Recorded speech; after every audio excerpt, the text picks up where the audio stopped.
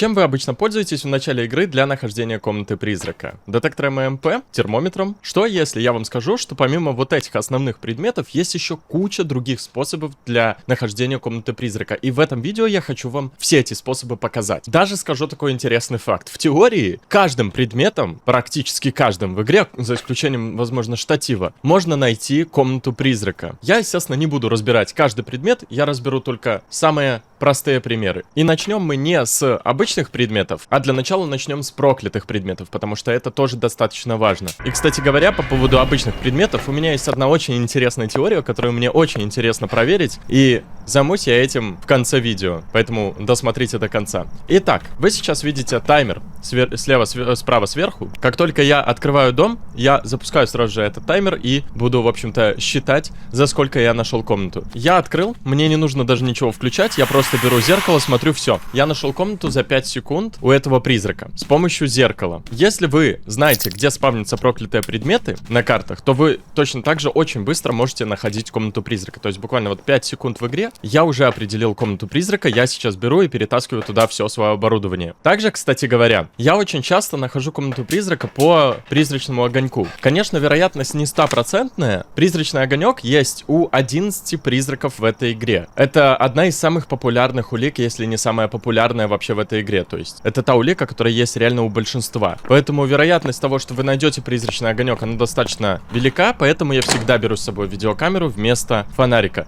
Давайте я попробую. Вот, допустим, у него, я не знаю, есть призрачный огонек или нет, но, к примеру, я бы зашел в дом, вот, таймер запущен, и да, у него есть огонек, и все. Тут даже быстрее можно было бы определить. Бывает такое, что просто на пороге сразу призрачный огонек, но, опять-таки, это не 100% вероятность, что у призрака будет призрачный огонек. Просто хотел сейчас показать, насколько видеокамера иногда может быть полезной. Ну и заодно разобрать этот предмет. Теперь давайте сравним другие проклятые, потому что зеркало — это имба. И да, кстати, к слову, сложность установлена у меня профессионал, за исключением того, что все проклятые предметы и потеря предметов выключены. То есть призрак у меня не активный. И когда я буду сравнивать по температуре, там и МП, ну, соответственно, все будет так. По моему мнению, второй полезный проклятый предмет, который вам очень легко может помочь найти комнату призрака, это кукла Вуду. Итак, давайте посмотрим. Бамс, я запускаю таймер. Значит, я иду сразу за куклой Вуду. Она спавнится в гараже. Я ее беру и начинаю тыкать. Он постучал в окно где-то вот здесь. Я предположу, что вот это вот его комната. Потому что он постучал в окно здесь. Я бы взял с собой ЭМП для начала. И да, в общем-то, я был прав. То есть, по сути, мое предположение было верным. Я сейчас перепроверил с помощью зеркала и остановил таймер. Если вы сидели когда-нибудь на моих стримах, вы знаете, что у меня с ушами немножко беда. И поэтому у меня, в общем-то, вопрос возник. Именно в это окно или вот в это он постучал. Тут было, впрочем-то, достаточно легко. И, кстати говоря, призрак начинает охоту, да. И это, кстати говоря, демон. Чего? Потому что он не быстрый как-то, ну, либо мимик какой-нибудь. В отличие от зеркала, кукла Вуду опасна тем, что может воткнуться игла в сердце. Поэтому, в общем-то, этот предмет скорее, ну, из проклятых предметов, это скорее на втором месте, нежели на первом. На первом именно зеркало. На третьем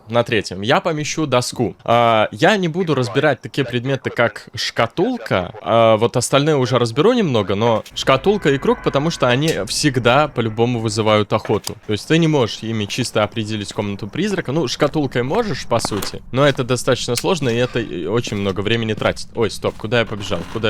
Давай, погнали. Значит, для удобства поставим, естественно, текст, потому что доска так намного лучше работает. Итак, я открываю дверь, и пошел процесс. Почему доска на третьем месте? Потому что она как бы гарантирует тебе нахождение комнаты. Но, во-первых, призрак может тебе немножко соврать по поводу своего местонахождения и информация, где ты. Так, kitchen. Ага, хорошо, все, прощай. То есть, опять-таки, важно тоже очень знать название. Давайте я вот даже прямо сейчас остановлю таймер. По сути, в принципе, можно сказать, что и быстрее, чем кукла Вуду он нашел. Мы нашли с помощью доски комнату. Есть свои нюансы. Да, он все-таки, видимо, где-то здесь. Ну, либо поблизости. Почему он может быть не обязательно в китчене, в отличие от зеркала? Зеркало нам никогда не врет. Потому что призрак иногда перемещается. Я об этом говорил в гайде на все проклятые предметы. И, допустим, вот это любимая комната призрака, но он такой, блин, надо потопать. Потопать, затопал вот сюда, буквально там на пиксель даже, да, на кухню. И в этот момент как раз ты у него спросил, типа, где ты? Вопрос именно, ну, прикол в том, как вопрос поставлен, да? Где ты? То есть мы не спрашиваем, какая твоя любимая комната. Да даже если спросим, он может соврать. А мы спрашиваем по факту, просто доска работает так, когда вот отвечает на эти вопросы.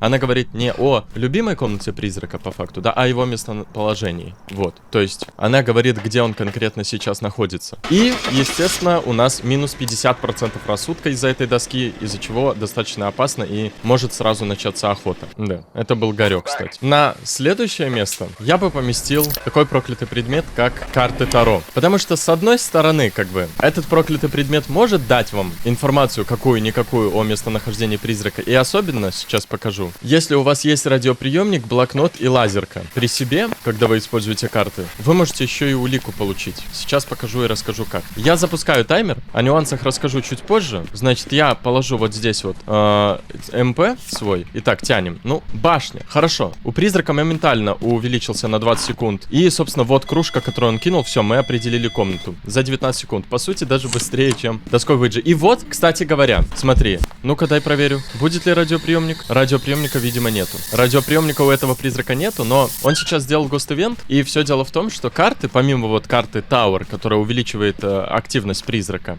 на 20 секунд, есть карты гост-ивента, которые создают гост-ивент. И когда этот гост-ивент заканчивается, во-первых, вы можете этим гост-ивентом вычеркнуть Они, если будет гост-ивент, который не делает Они. И во-вторых, вы можете встать на место гост-ивента, положить туда блокнот, лазерку и радиоприемником проверить. Вот, но только главное это быстро сделать сразу после гост-ивента. В таком случае вы вполне возможно получите улику. Поэтому достаточно хороший предмет для определения и комнаты призрака, и в принципе даже самого призрака, получения хотя бы улик. То есть по сути вы можете получить улику, даже не найдя комнату призрака в некоторых случаях. Но все-таки это рандом, и помните всегда, что с вероятностью в 1% вам может выпасть как бы хэнгмен. Ну или просто банально охота может выпасть с вероятностью уже гораздо больше, и все тогда. Ну и последний проклятый предмет, и переходим после этого уже к обычным предметам, это естественно лапка. Поначалу казалось, что это достаточно годный проклятый предмет, типа вообще кайф, там имба, столько взаимодействий можно сделать, столько всего, но на самом деле... Итак, давайте я вам покажу сейчас... Ой, я опять таймер забыл запустить. Так, запускаю все. Давайте я сейчас покажу, какой единственный способ есть с помощью лапки определить комнату призрака. То есть вы у нее не можете спросить, где ты, вы не можете спросить там что-то еще, вы единственное, что можете, это «хочу активность». Ну,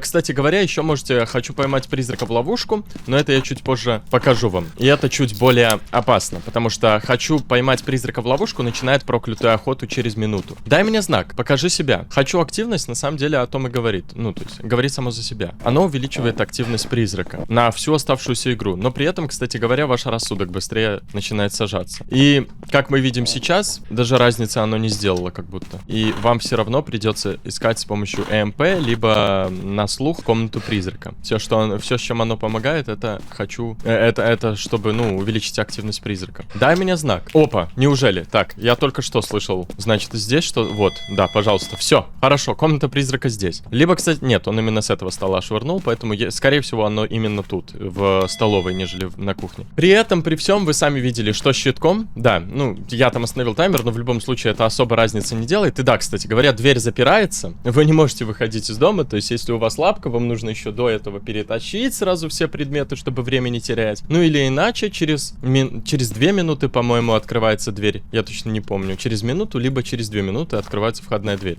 Охота не начинается, но с другой стороны, если у вас обсядет рассудок, то начнется, естественно. Бесполезный предмет, при всем при этом очень опасный. И как бы, ну, можно еще «хочу поймать призрака в ловушку», но каким образом оно работает? Оно запирает призрака на замок, вы при этом должны желательно стоять не в комнате, да, то есть если я, скажем, буду здесь, то меня тоже запрет. Вот, то есть оно запирает как призрака, так и вас. И после того, как вот это гост-ивент, кстати, который не делает Они, один единственный гост-ивент. Ну и после того, как пройдет минута, когда призрак в ловушке, все двери отпираются, и призрак начинает охоту. Ну и после охоты вы можете походить и поискать замочек на двери, это значит, что это комната призрака. Но только при том условии, что призрак находится в комнате с дверью, потому что, например, вот здесь дверей нет, на кухне дверей нет, в зале вот этом дверей нет, поэтому уже ничего не поделаешь, там уже никак ты не определишь призрак. Ну и, конечно же, да, все зависит еще и от активности призрака, но по сути с активными призраками вам эта лапка не пригодится, потому что они и так совсем справятся. Здесь, судя по всему, был не очень активный, как вы видели, ну, он и не давал мне никаких улик до поры до времени. Теперь давайте перейдем к... Итак, начнем, наверное, с самого такого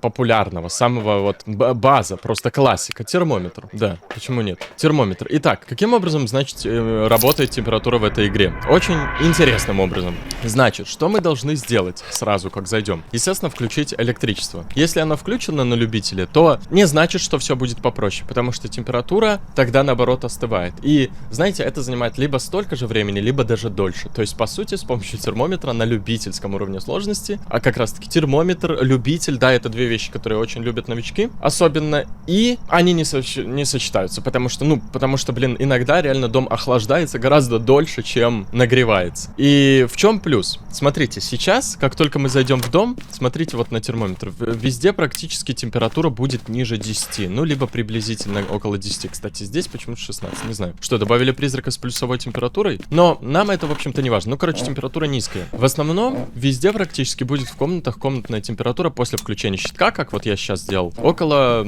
где-то от 14 до 18 градусов. Иногда там 13 и все такое. Мы должны найти, естественно, комнату, где будет меньше 10. Каким образом это работает? Я вам советую смотреть, ну, либо в пол, либо вот примерно как-то вот так вот на 45 градусов вниз. И дождаться 2 обновлений на термометре. Но не забудьте, что скоро выйдет обнова, там термометр гораздо проще будет работать, но на всякий случай, пока обнова еще не вышла. То есть вот смотри, типа здесь 10,4. Не, я не думаю, что он здесь, скорее всего. То есть вот я захожу в комнату, и так, раз, термометр обновился 8,1, 2 обновился 13,3. Окей, захожу еще раз, чекнуть надо. Дай мне знак. Давай параллельно попробую еще с помощью знаков искать. То есть не буду сейчас ограничиваться чисто вот этим всем, я буду стараться, что, как бы показывать, как я бы это искал все, да? Будь у меня термометр. Странно. Здесь как будто обсела температура.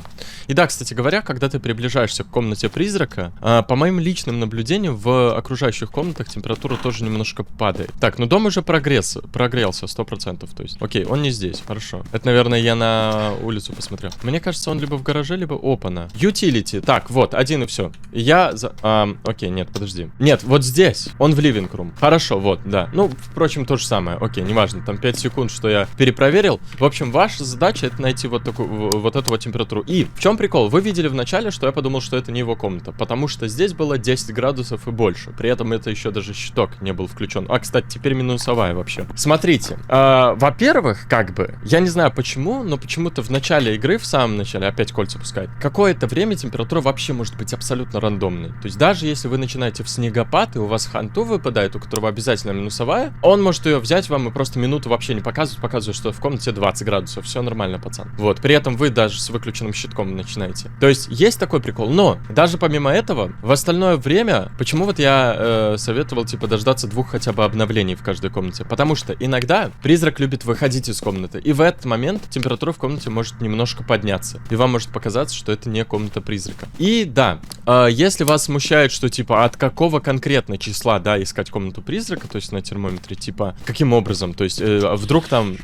будет, знаешь, типа, ну да, меньше 10, там 9,99, и что, это комната призрака? Нет. Зачастую, ну, это просто условно, как бы, меньше 10, так-то где угодно практически может. Но вот видишь, здесь комнатная вот такая, да? Если вы зайдете в комнату и увидите, что там 4 градуса, 5 градусов, то это с большей вероятностью комната призрака. Если в самом начале игры, как только включили щиток, вы видите в каких-то комнатах 6 градусов, 7 градусов, это не значит, что это комната призрака. Вообще, в принципе, зачастую, даже у призраков, у которых как бы и нет минусовой, около как раз-таки 5-6 градусов. Опять же, термометр — это достаточно долгая вещь. Иногда, конечно, ну, зато мне сейчас призрак дал возможность проверить этот термометр полноценно. Но скоро, опять-таки, выйдет обнова, и в ней термометры очень-очень хорошо будут работать, намного лучше, чем вот нынешние. Поэтому я в предвкушении, я очень хочу на это посмотреть. Ну и давайте второй популярный предмет разберем, это ЭМП. Каким образом с помощью ЭМП искать? Значит, раз, два, три, погнали. Я буду, кстати, благодарен вам, если вы окей, я мог бы сейчас, в принципе, проверить, но это просто активно какой-то призрак, подожди. Покажи себя, дай мне знак, покажи себя. Вы, короче, спрашиваете знак у призрака, просите его дать вам знак, потрогай дверь, включи свет, всякое такое, и слушайте внимательно. Я обычно, на самом деле, вот давайте сейчас так и буду играть примерно, я обычно не стою на одном месте, я обычно хожу, там пока он дает знак, включаю свет, то есть делаю все другие вещи. И опять же, термометр тоже далеко не имбовая вещь. Опа-на, дал знак. Так, это было где-то вот здесь, да? Вот здесь вот. Вот эта дверь? Нет, вот эта вот дверь. Хорошо, все. То есть призрак, соответственно, в этой комнате, либо в этой комнате. Ну, как бы он потрогал эту дверь, это значит, что он может быть либо тут, либо с меньшей долей вероятности вот здесь. И как бы сейчас он выключил свет, кстати, это не Джин. И это самое главное. То есть мы определили примерное местоположение призрака. То есть даже если он в принципе в коридоре, он нам все равно даст улику около двери в эту штуку. И дальше я обычно захожу с видеокамерой ЭМП и отпечатками, и то есть смотрю сразу 3 улики, могу найти по сути, вот. Ну и я бы просто огонек проверил, или вот, например, радиоприемник, да, он здесь все-таки, то есть он не в ванной, а именно вот здесь. Ошибиться тут невозможно. Если вы, даже учитывая вот что, если вы даже ошибитесь, то это вам, ну просто вы ошибитесь и потеряете время, да, и не найдете комнату. А это будет означать только такую вещь, что это может быть тогда либо Мираж, либо Фантом, либо Банши, либо Мимик, скопировавший их вот этих вот всех. Потому что только они могут давать взаимодействие или делать какие-то штуки там, где их нет на самом деле, вот, там, где не их комната, и, ну, или уходить просто далеко банально от комнаты, вот. Ну и давайте теперь к другим предметам. Значит, по сути, чтобы это было все вот не просто так, вот то, что я сейчас скажу, смотрите, каким образом вы можете использовать остальные предметы для поиска комнаты призрака. Пример реальный, да, я вот сейчас приведу, вот у меня в игре такое же бывает, и это может показаться глупым, но на самом деле вообще ни капли. Комнат в игре не миллион штук. И вы можете просто рандомно угадать эту комнату с большой вероятностью. Как бы ну, давайте возьмем, во-первых, фотокамеру, да, потому что она меня здесь смущает, я ее выкину, потому что ей можно найти тоже комнату призрака, и с помощью нее можно найти огонек, но этот же огонек можно найти с помощью видеокамеры, поэтому как бы пофиг на это. Итак, направленный микрофон я разберу под конец, но по сути вы можете найти в теории комнату с помощью соли, но это не значит, что вам нужно соль брать в самом начале игры, с помощью датчиков движения, даже с помощью свечи, по сути, если призрак задует свечу. Я об этом сейчас всем расскажу чуть позже, потому что эти предметы не стоит брать в начале игры, но они вам могут, тем не менее, помочь. А вот как раз-таки вот эти предметы стоит брать в начале игры. И тут, опять-таки, всеми тоже вы можете определить комнату призрака, разве что за исключением ультрафиолета, потому что до того, как вы получите ультрафиолет, вы, скорее всего, услышите взаимодействие призрака. И, как я и сказал, мой сет начальных предметов обычно вот такой. ЭМП, ультрафиолет, если он потрогал дверь, потому что часто их первое взаимодействие призраков — это дверь как раз-таки, и сразу чекаю отпечатки. Вот, и видеокамера, с помощью которой огонек можно найти. То есть, видеокамера, если повезет, как бы, вот давайте прямо сейчас покажу.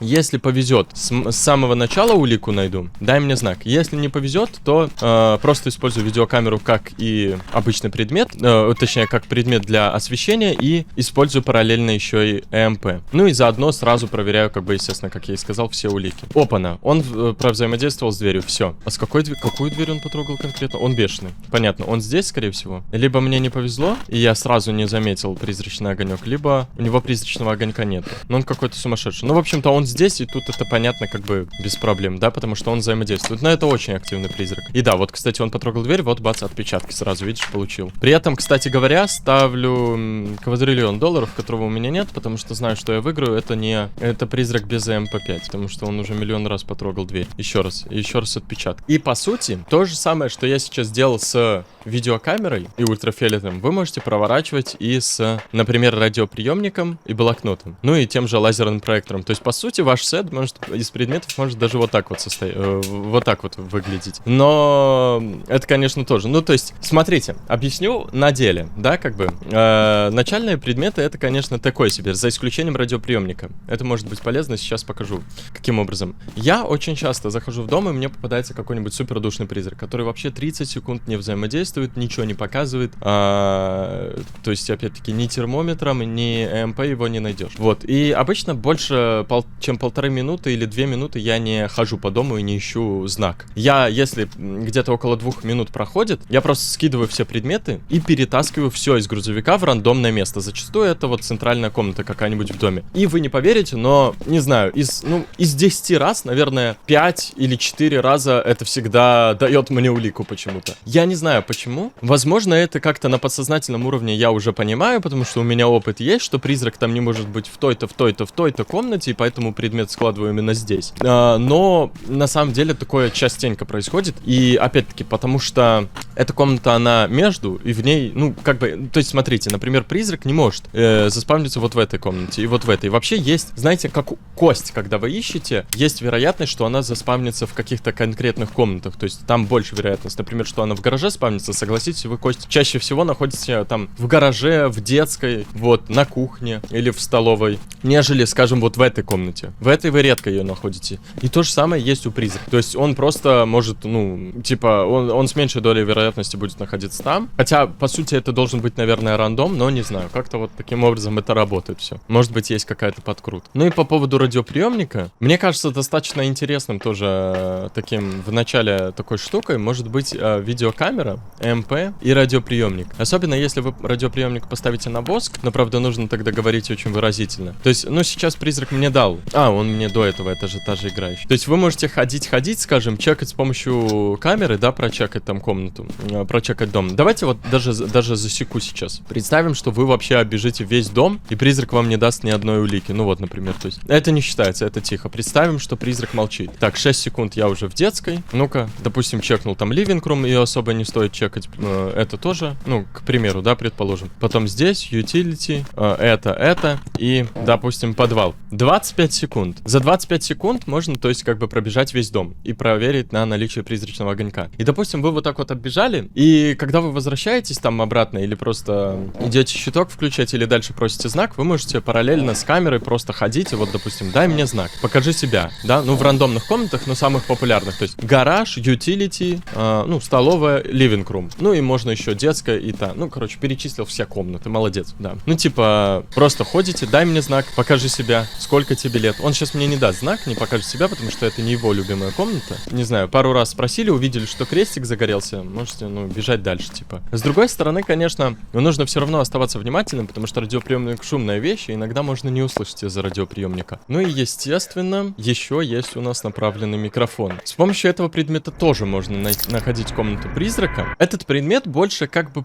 по сути предназначается для больших карт. Но почему? Вот именно с этим предметом я хочу проверить какую-то теорию, не знаю, эксперимент сделать. Подожди, вот здесь было, да? Только что один. Или это от меня было? Дай мне знак. Почему-то у меня на больших картах в последнее время этот микрофон не работает, блин. Он просто, ну, типа... Так, ага. Вон там он где-то что-то было, да? Здесь? Living room. Он в living room. Нет, или не living room. Ну, короче, я ставлю на то, что он здесь. Я ставлю на то, что он в living room. Потому что здесь было как бы не взаимодействие, а поднялись децибелы. Я чуть позже, я сейчас хочу сфокусироваться, объясню, каким образом это работает. Так, ну давай я возьму, например, вот это, вот это, вот это. Хотя, конечно, не факт, можно было бы перепроверить, ну ладно, что там это время терять. Дай мне знак, покажи себя, сколько тебе лет. Ага, да, он в ливинг-руме. Окей, я получил радиоприемник и все. То есть даже с одной уликой за 1 минуту я нашел комнату призрака. Обычно, когда находишь комнату призрака, это все происходит гораздо ясно, гораздо более понятно, да, с помощью направленного микрофона. Сейчас просто не до конца я был уверен, что это именно living room, поэтому продолжил таймер. Давайте, короче, рассмотрим, как это работает. Вот этот вот направленный микрофон. Смотрите, вы видите на экранчике там 000,0. Обычные звуки в игре, то есть закрытие дверей, вот это вот все тоже издают, как бы, видите, шум. Вы должны смотреть туда, где есть... Почему тут 2,6 децибела? Вы должны смотреть туда, где как бы нет шума, но направленный микрофон показывает вам, что там якобы шумно. То есть, ну вот, например, 0,4. Это сейчас, если что, не от АМП. Кстати, АМП почему-то не издает шум, который может уловить направленный микрофон. Ну вот 0,4 было, вот видишь, в пустоту. Смотрю, 0,4. То есть зачастую как раз-таки так и выглядят звуки призрака. Просто нейтральные, да? 0,4, 0,3, 0,5, 0,6. Иногда там 0,7, вот, и все.